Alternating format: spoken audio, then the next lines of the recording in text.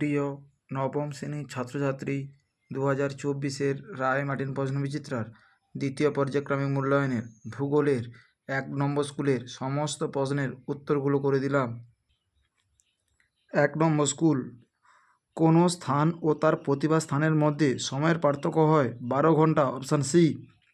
আন্তর্জাতিক দ্রাঘিমা সম্মেলন অনুষ্ঠিত হয় ওয়াশিংটন, অপশান এ। জাপানের ফুজিয়ামা একটি সুপ্ত আগ্নেয়গিরি, অপশান সি। সমপ্রায়ভূমি বা পেনিপ্লেনে কঠিন শিলাগঠিত ঢিলা বা পাহাড় হল মোনাডোনক, অপশান ডি। শুল্কমোচন প্রক্রিয়া কার্যকরী হয় গ্রানাইট, অপশান এ। উত্তর পূর্ব ভারতের প্রবেশদ্বার হল Siliguri, option A.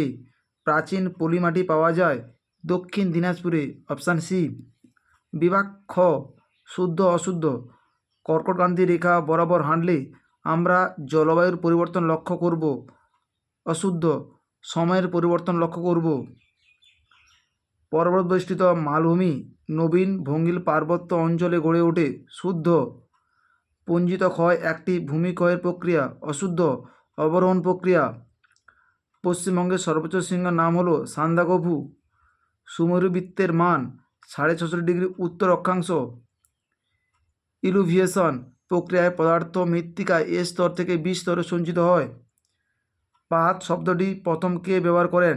J Tuzo Wilson. পশ্চিমবঙ্গের দুঃখ কোন নদকে বলা হয়? দামোদর নদীকে বলা হয়। বিভাগ গ, অক্ষাংশ কাকে বলে? রায় মার্টিন সহায়িকা 107 নম্বর পৃষ্ঠার 8-এর দাগের অ্যান্সারটি। 107 নম্বর পৃষ্ঠায় 8-এর দাগের প্রশ্নের অ্যান্সারটি হলো অক্ষাংশ কাকে বলে?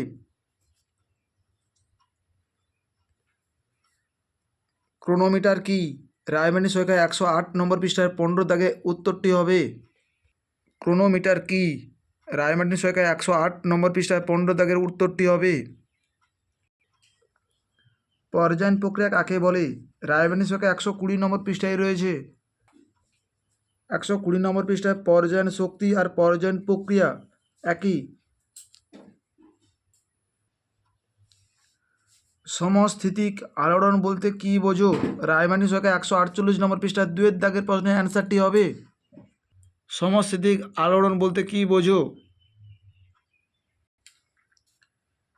রেগোলিথ কি? রায় মার্টিন সহায়িকা 178 নম্বর পৃষ্ঠায় 9-এর দাগের প্রশ্নের অ্যান্সারটি হবে। রেগোলিথ, রায় মার্টিন সহায়িকা 178 নম্বর পৃষ্ঠায় 9-এর দাগের অ্যান্সারটি।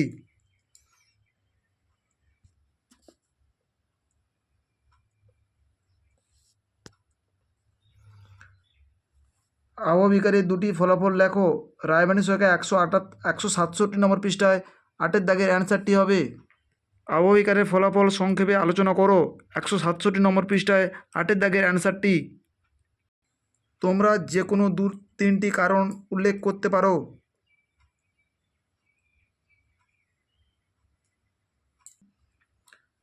পশ্চিমী ঝামেলা কি? রায় মার্টিন সহায়িকা 333 নম্বর পৃষ্ঠায় 2-এর দাগের প্রশ্নের অ্যান্সারটি হবে। পশ্চিমী ঝঞ্ঝা কি? রায় মার্টিন সহায়িকায় 333 নম্বর পৃষ্ঠায় রয়েছে। ম্যানগ্রোভ অরণ্যের 2টি অভিযোজনগত বৈশিষ্ট্য লেখো। রায় মার্টিন সহায়িকায় 327 নম্বর পৃষ্ঠায় 12-এর দাগের প্রশ্নের অ্যান্সারটি হবে। 327 নম্বর পৃষ্ঠার অভিযোজনগত বৈশিষ্ট্য এইখান থেকে এতটা লিখতে হবে। মহাবৃত্ত ও ক্ষুদ্রবৃত্তের পার্থক্য লেখো। রায় মার্টিন সহায়িকায় 105 নম্বর পৃষ্ঠায় 6-এর দাগের প্রশ্নের অ্যান্সারটি হবে। মহাবৃত্ত ও ক্ষুদ্রবৃত্তের পার্থক্য রায় মার্টিন সহায়িকায় 105 নম্বর পৃষ্ঠায় রয়েছে। আন্তর্জাতিক তারিখরেখা মাঝে মাঝে বাঁকিয়ে দেওয়া দরকার হয় কেন? রায় মার্টিন সহায়িকায় 102 নম্বর পৃষ্ঠায় 4-এর দাগের প্রশ্নের অ্যান্সারটি হবে। 102 নম্বর পৃষ্ঠায় 4-এর দাগের প্রশ্নের অ্যান্সারটি হবে।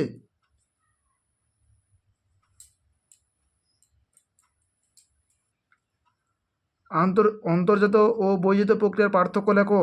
রায় মার্টিন সহায়িকায় 141 নম্বর পৃষ্ঠায় 1-এর দাগের প্রশ্নের অ্যান্সারটি হবে। অন্তর্জাত প্রক্রিয়া ও বহির্জাত প্রক্রিয়ার পার্থক্য লেখো। রায় মার্টিন সহায়িকায় 141 নম্বর পৃষ্ঠায় রয়েছে। কোন আগ্নেয়গিরিকে ভূমধ্যসাগরীয় আলোকস্তম্ভ বলা হয় এবং কেন? রায় মার্টিন সহায়িকায় 155 নম্বর পৃষ্ঠায় রয়েছে। ভূমধ্যসাগরে লিপারি দ্বীপের স্ট্রোমলি আগ্নেয়গিরির ঘন ঘন অগ্ন্যুৎপাতের আলো ভূমধ্যসাগরের অনেক দূর থেকে দেখা যায়। সেই জন্য একে ভূমধ্যসাগরীয় আলোকস্তম্ভ বলা হয়। আবহবিকার ও ক্ষয়ীভবনের পার্থক্য লেখো। রায়মার্টিন সহায়িকা 174 নম্বর পৃষ্ঠার 1 দাগের প্রশ্নের অ্যান্সারটি হবে আবহবিকার ও ক্ষয়ীভবনের পার্থক্য লেখো।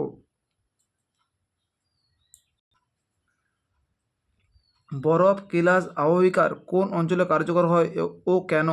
রায়মার্টিন সহায়িকা 163 নম্বর পৃষ্ঠায় রয়েছে। 163 নম্বর পৃষ্ঠায় রয়েছে তুষার কেলাস গঠন বা তুষার কার্য। এই প্রশ্নের উত্তরটি তোমাদের লিখতে হবে। 164 পৃষ্ঠায় লবণ কেলাস গঠন পর্যন্ত তোমাদের লিখতে হবে। উত্তরবঙ্গের নদ নদীর বৈশিষ্ট্য লেখো। রায়মার্টিন সহায়িকা 310 নম্বর পৃষ্ঠায় ও 311 নম্বর পৃষ্ঠায় 8 দাগের প্রশ্নের অ্যান্সারটি হবে উত্তরাঞ্চল বা পার্বত্য অঞ্চল বা উত্তরবঙ্গের নদী সমূহের বৈশিষ্ট্য। রায়মার্টিন সহায়িকা 310 নম্বর পৃষ্ঠায় রয়েছে।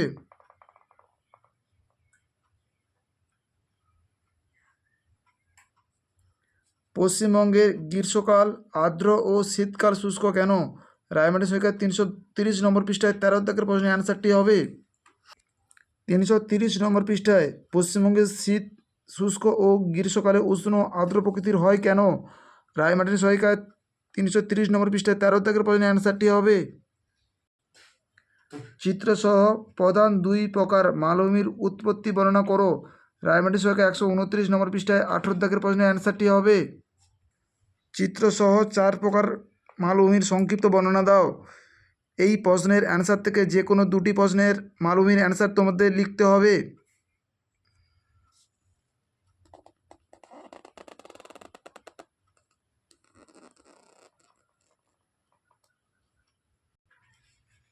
পশ্চিমবঙ্গের জলবায়ুর নিয়ন্ত্রক সমূহ আলোচনা করো। রায়মার্টিন সহায়িকা 316 নম্বর পৃষ্ঠায় 18 দাগের প্রশ্নের অ্যান্সারটি হবে পশ্চিমবঙ্গের জলবায়ুর নিয়ন্ত্রকগুলি লেখো। রায়মার্টিন সহায়িকা 316 নম্বর পৃষ্ঠায় রয়েছে।